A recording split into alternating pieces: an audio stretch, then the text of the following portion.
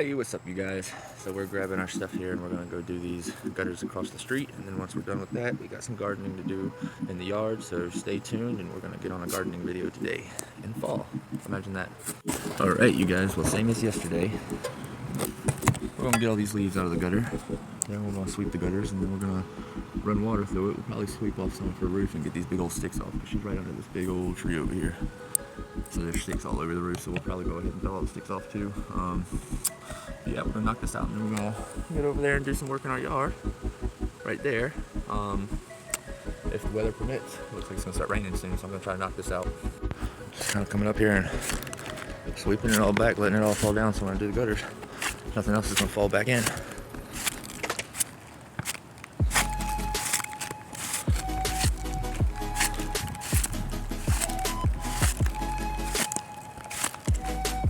I put on my roof shoes because these things got some grip on them, man. They're almost like skate shoes. Just like getting the gutters clogged up, this is bad for the roof too. Because they're not, this stuff getting all jammed up right here. You know, after a while that stuff's gonna weigh heavy and it's gonna keep on getting wet. It's gonna cause problems in the shingles and then in the wood and then maybe the roof. So just wanna make sure we clean all of it. You guys, a lot of the times now when I do things, you know, because sometimes I get real lazy, like today it's all dark, gray, and gloomy. So I get real lazy, but a lot of times I've seen now that when I do things and go places and explore things, it's not me testing my comfort zone, it's not me doing anything specifically for myself. I've noticed that lately I'm just searching for things to write in my book and searching for things to talk about on the camera. And I think all this video making and journaling is turning into my motivation to live life and do things, you know, and get out of my shell. So it's turning out to be a very positive experience for me. Alright, so we got all the sticks and stuff off the roof and everything's fairly cleaned off. Now we're gonna go get our little shovel thing. Oh, we still gotta do that side. But now we're gonna go get our little hand shovel and get all these gutters cleaned out. Then go through and sweep them, rinse them, and get on down that ladder, hopefully before the storm comes. See, this house here, they need their gutters adjusted or replaced in some areas. Like in the back, a tree limb must have hit it pretty hard because it's dented in real bad, and a lot of water just gets caught up right in the middle. Then over here, all the water must be slanting to that corner because that's where it's all bunching up at. But I don't know, we're gonna make sure it's all clean anyways. This is what I'm talking about. Right there, it's gotten dented in so badly that this stuff is like bunching up and getting caught right there, and it's not flowing like it should. I should be able to sweep this thing right along, but it ain't going nowhere. All clean.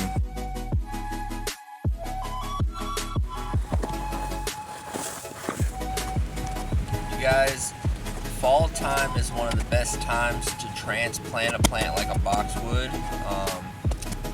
The ground is nice and moist, and you know it's going to keep that root ball all intact. It's not so dry and hot and humid outside, so all is well in the fall to transplant boxwoods. And the next best time of the year is spring. For those of you who don't know, you want to dig your hole slightly bigger than your root ball, like wider than your root ball, so that you have room to fill in the dirt, but also so the roots have room to push through and grow as they start trying to heal, and it doesn't get, root locked inside the hole.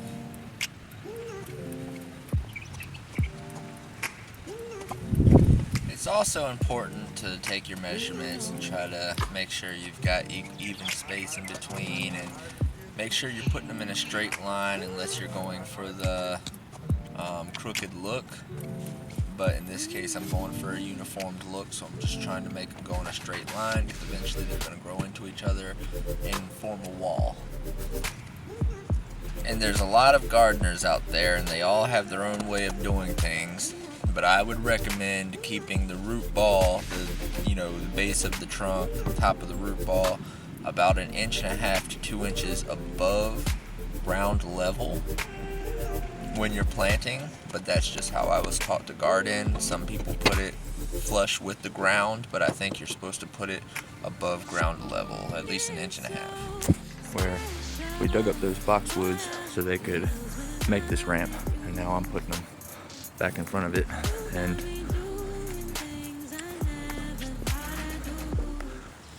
go ahead and probably take these over there and do the same thing. Eventually bust this up, but one step at a time.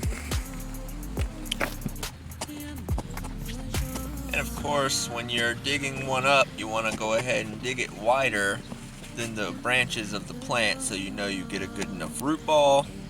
And if you ever plan on mulching it, try not to put the mulch right up against the trunk of the plant, because then you could eventually have things like rot, waterlog, and stuff like that. And the next thing you know, diseases and all that, and you got a dead plant. So always try to keep a small little inch or two of gap between the trunk and the mulch that you laid down.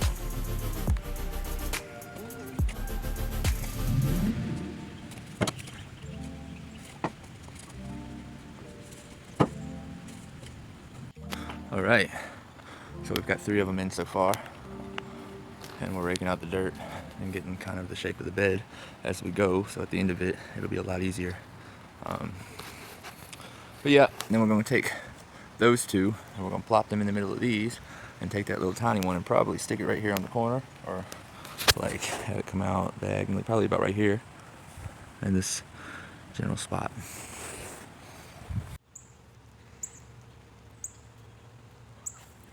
Also did this little tidbit here, add some color to the disaster, and we're going to finish this up tomorrow when we got a little bit more sunlight and a little less rain.